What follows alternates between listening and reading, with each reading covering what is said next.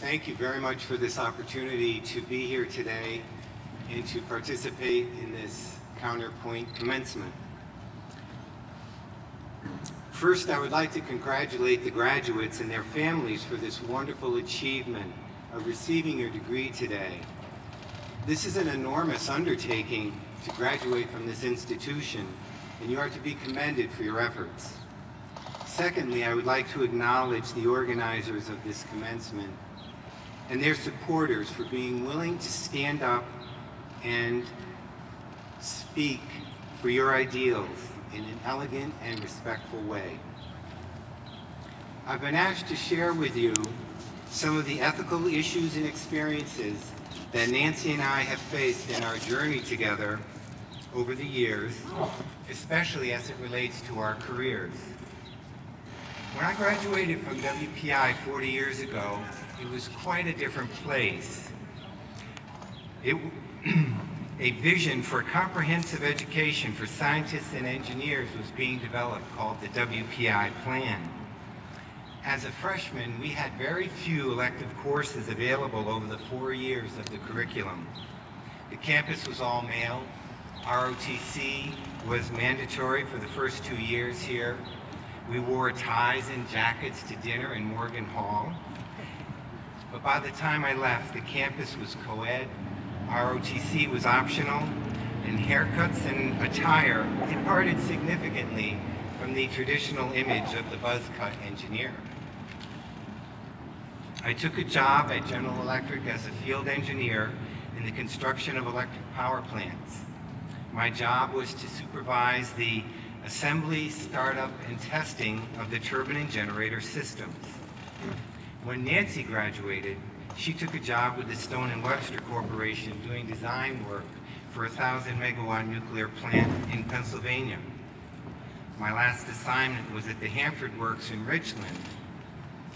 For those of you unfamiliar with Richland, Washington, it was a military reservation that grew up overnight during World War II, where reactors were quickly assembled to make plutonium for the atomic bomb that was dropped on Nagasaki, Japan.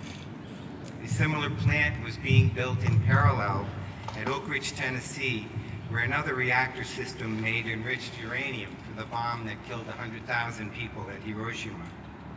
The scientists weren't exactly sure which one would work better, so they were hedging their bets.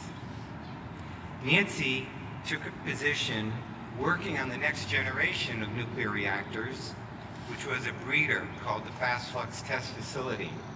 This was a significant technological change from the light water reactors I was working on, and they promised greater efficiency and the ability to transform spent nuclear fuel into more fuel for the breeder cycle. Where we lived and worked in Hanford, we received an education on the legacy of the nuclear age.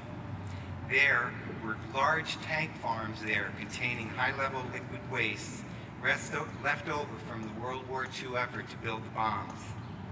This waste was so highly radioactive that it was put in temporary storage until the processes could be developed to handle it and to keep it safely separated from the environment. I remember thinking what an onerous task that would be, considering the half-life of some of these radionuclides was thousands of years.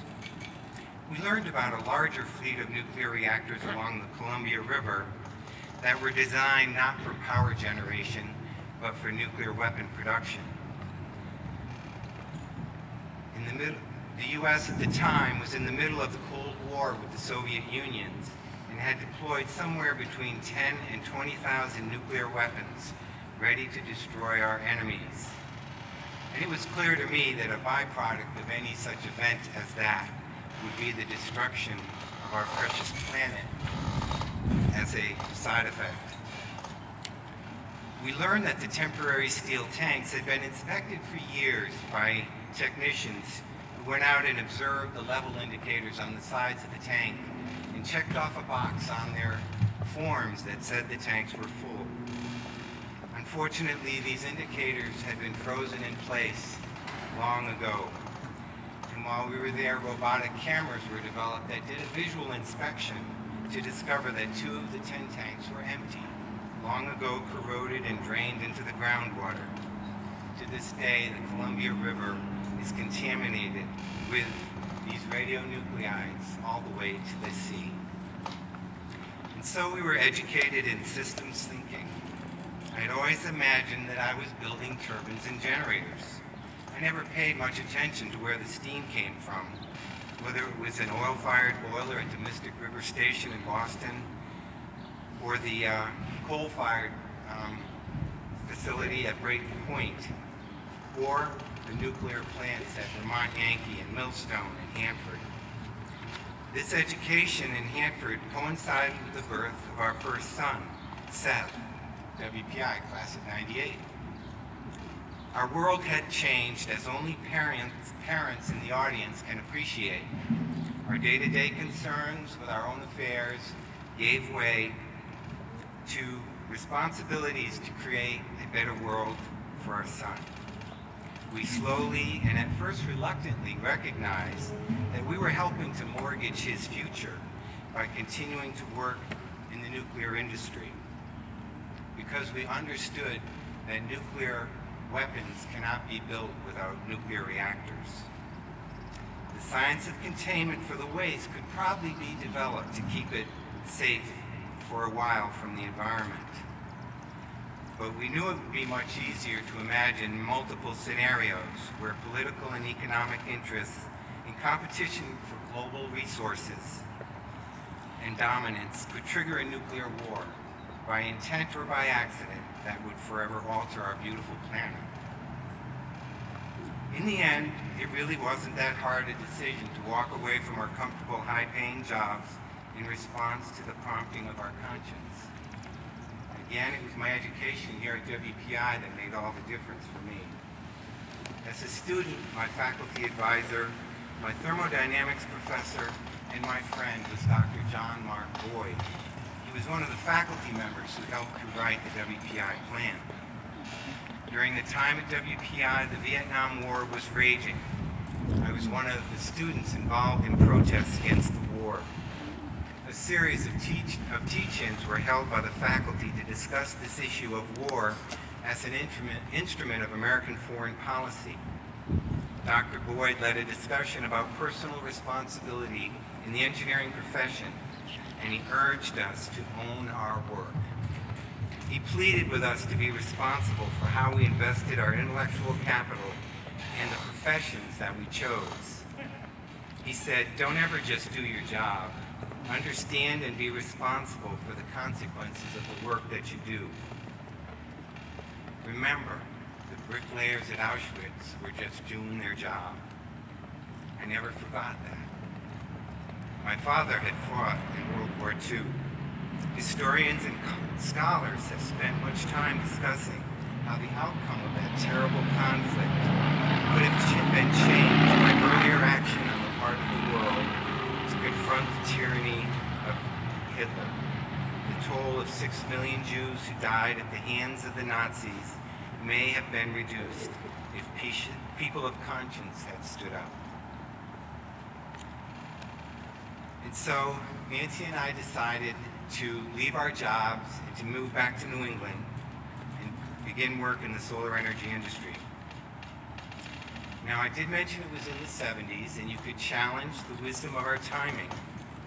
But I also remember how well we could sleep at night, knowing that our work efforts were in clear alignment with our environmental and pacifist commitments. And so, in conclusion, I would like to summarize some of the key lessons we picked up along the trail. Number one, I must be responsible for my life. It seems quite fashionable in our political discourse to play the blame game. Everything that's wrong with the world is somebody else's fault. Well, I'm certain that Mr. Tillerson and the folks at ExxonMobil aren't bad people. They're doing and pursuing the things they believe in. After all, it's me putting the product of their refineries into my car. And it's me that's using the electricity that comes from all of our nuclear power plants. And so the best way to protest these systems and these companies is to find a way to live our lives that is less dependent on oil and these other non-sustainable technologies. Second, I must learn to trust my intuition and recognize the difference between what is real and what is the product of imagination. Now, I'm not an economist, but I know in my heart of hearts that the fundamental flaw with capitalism is its reliance on continuous growth while existing in the confines of a finite ecosystem. When I hear that oil is trading at $95 a barrel, or less than $2.50 a gallon, I know that's not right. I understand that that does not represent the whole cost associated with our reliance on oil to fuel our economy. If we added in the cost of keeping the 6th Fleet on station in the Gulf of Hormuz to keep oil flowing, if we included the public health costs from pollution caused by the emissions of the fossil fuels we're addicted to, if we added in the lost productivity of forests and farmlands from acid rain, and the millions of acres of forestry that is being lost to the pine bark beetle out west, and the priceless value of all the lives lost in wars for oil, we'd be paying $10 a gallon for gas, we'd have wonderful high-speed rail, and we'd be enjoying the social contact that comes from carpooling. Now, I'm not a petroleum engineer, but I know that the U.S. can't go on consuming 20 million barrels of oil every single day. Last year, at this moment in time, our nation was gripped by the nightmare of the Deepwater Horizon catastrophe. We watched 4 million barrels of oil contaminate the beautiful Gulf of Mexico over 3 months. I know that that entire amount of oil represents 6 hours of 1 day of America's oil use every single day. And so we need to be finding one of those wells that the Deepwater Horizon had tapped every single week if we want to continue to do what we do. And oh, by the way, the Chinese are very interested in living like we do. And soon we'll have a much greater impact on world oil consumption than we currently do. That's not sustainable. I work to educate myself, to understand the difference between science-based advocacy and advocacy-based science. It turns out that not everything you hear on Fox News or read on the internet is true. Who knew? And lastly, live your values. Let your conscience be your guide. I've learned that I have the responsibility for all peoples of the world, all species in our ecosystem, and all the generations yet to come. It is not enough for me to provide for myself and my family. I understand that the carbon footprint from one domestic air flight equals or exceeds the entire carbon footprint per year for billions of people in the third world. I understand that I can't be okay until we're all okay. And I understand that this responsibility demands that I envision the world I want for myself and my children and my grandchildren, and to commit my life to creating that. We are truly one planet, alive with possibility. And so I wish you well on your next endeavors, whatever they may be. And I honor you for your respectful activism that helped make this event possible. I would like to wish you a very happy and joyous life, and may the long-time sun shine upon you, all love surround you, and the pure light within you guide you all your days. And lastly, I would like to invite folks who inspire me with every breath I take. My wife Nancy, my son Seth, and my granddaughter Lauren, to say hello and thank you. You motivate me and you inspire me.